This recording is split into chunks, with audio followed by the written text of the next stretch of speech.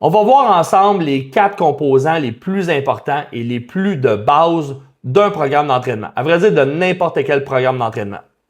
Ce qu'on appelle la terminologie de base. Donc, c'est quoi?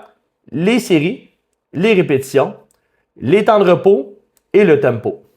Je crois vraiment que la meilleure façon de t'expliquer tout ce que tu vois ici, c'est juste tout simplement de prendre une ligne, exemple ici, puis de t'expliquer globalement qu'est-ce que ça veut dire. Donc, on prend l'exemple du leg press incliné avec 3 fois 10 à 12 répétitions avec 180 secondes de repos. Qu'est-ce que ça veut dire? Comment on décortique ça pour bien comprendre le mindset?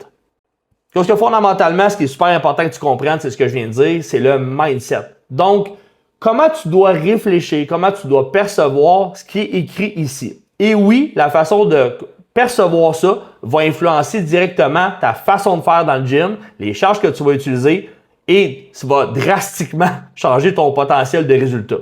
Donc, vif du sujet, 3 séries de 10 à 12 répétitions avec 180 secondes. Qu'est-ce que ça veut dire? Premièrement, tu as 3 fois 10 à 12 répétitions à exécuter qui va avoir 3 minutes de repos entre chacune des séries. Premièrement, 180 secondes, c'est 3 minutes, OK?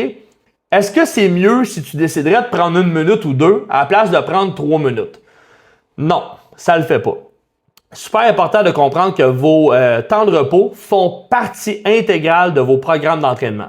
Donc, par exemple, dans l'exercice ici, donc le leg press, j'ai marqué 180 secondes. Pourquoi que j'ai marqué 3 minutes? Ben, c'est que c'est un exercice que si tu as besoin d'en bas de 3 minutes, c'est probablement que l'intensité que tu y avais mis était vraiment trop basse.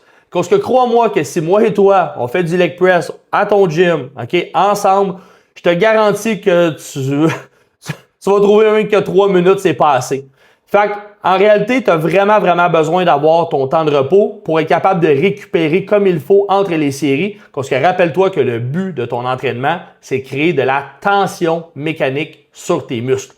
Pour créer de la tension, ça prend de l'énergie. Et pour avoir beaucoup d'énergie, pour être capable de produire beaucoup de force, beaucoup d'énergie, il faut que tu récupères entre les séries. Donc, si tu skippes la récupération, donc tu enchaînes les séries rapidement en prenant des 60 secondes ou des 90 secondes à la place de prendre des 3 minutes, même peut-être 3 minutes et demie, ben c'est là que tu misses de pointe totalement. Parce que le but, c'est pas de suer le plus possible, de faire un entraînement le plus court possible. Le but, c'est de créer le maximum de tension dans chacun de tes muscles. Et pour ça, comme je viens de le dire, ça prend de l'effort, on a besoin de créer beaucoup de tension et pour ça, ça prend des temps de repos. Donc, très important de respecter les temps de repos. Évidemment, c'est pas une science infuse à la seconde près. Dans le sens que 180 secondes, ça représente 3 minutes. Si après 2 minutes 40, tu es vraiment prêt à recommencer, c'est correct. Si au contraire, après 3 minutes, tu es encore essoufflé, ben, tu as le droit d'attendre à 3 minutes 30 pour recommencer. Par contre, peut-être pas prendre 8 minutes. Ensuite de ça, bon, évidemment, je n'ai pas besoin de t'expliquer que 3 séries, ben, c'est juste que tu as 3 fois l'exercice à faire, tout simplement. Ensuite de ça, l'affaire très importante, les répétitions.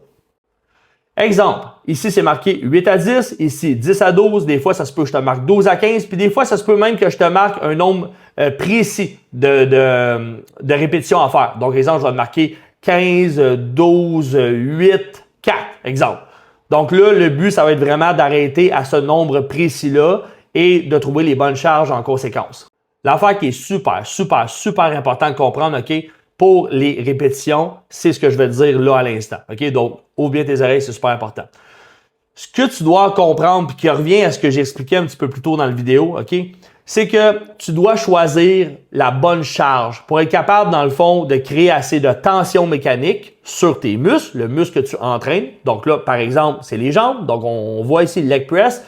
Donc, pour prendre cet exemple-là, mon but à moi, c'est de créer énormément de tension dans mes quadriceps et dans mes ischio-jambiers. Donc, je dois choisir la bonne charge pour être capable d'exécuter 10 à 12 répétitions. Mais c'est quoi ça veut dire, ça, Francis, la bonne charge? La bonne charge, ce que ça veut dire, c'est que tu dois, premièrement, dès la première répétition de ta série de 10 à 12, OK? Tu dois déjà quand même trouver ça difficile, OK? Tu ne dois pas te dire dans ta tête, mon Dieu, je suis en vacances puis que tu es capable de compter ta liste d'épicerie dans ta tête ou de penser à ton courriel que tu as à remettre demain matin. OK? Tu dois déjà être dans un mood de dire « Wow, ça sera pas facile. » Si moindrement, c'est pas ça qui te passe par l'esprit quand que tu commences ta série de 10 à 12 ou de 8 à 10, peu importe, déjà là, probablement que tu n'utilises pas la bonne charge.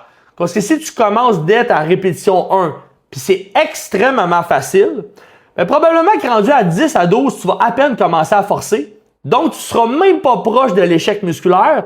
Donc, par défaut, il n'y aura jamais assez de tension qui va avoir été créée sur tes muscles pour créer une adaptation, ce qui fondamentalement est le but de ton entraînement. L'adaptation, c'est ça qui va te permettre de prendre la masse musculaire.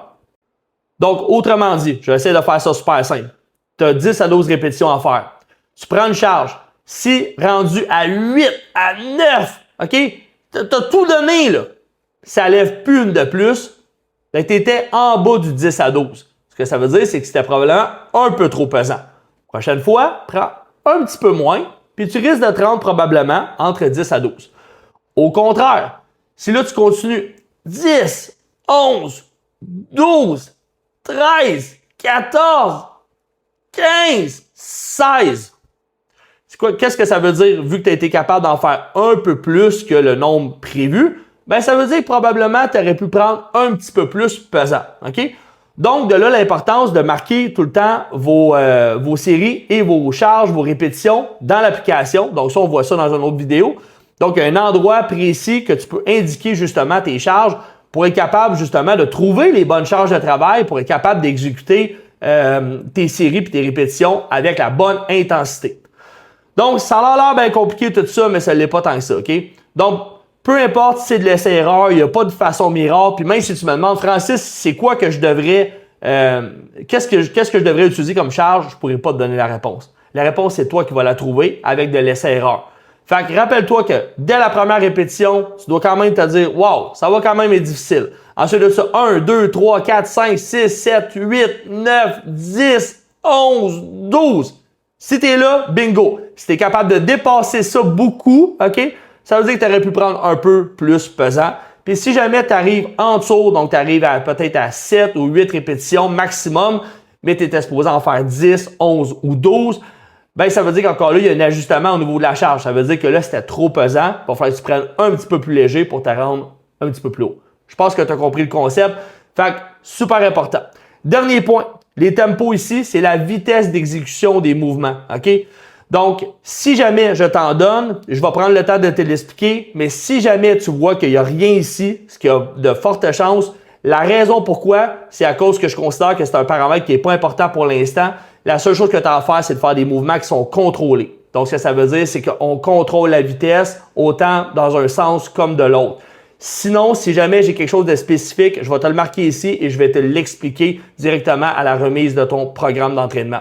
Sinon, ça va probablement être marqué aussi dans les notes ici, mais encore là, je vais prendre le temps de te l'expliquer. Donc, j'espère que ça t'a éclairé, puis bon entraînement!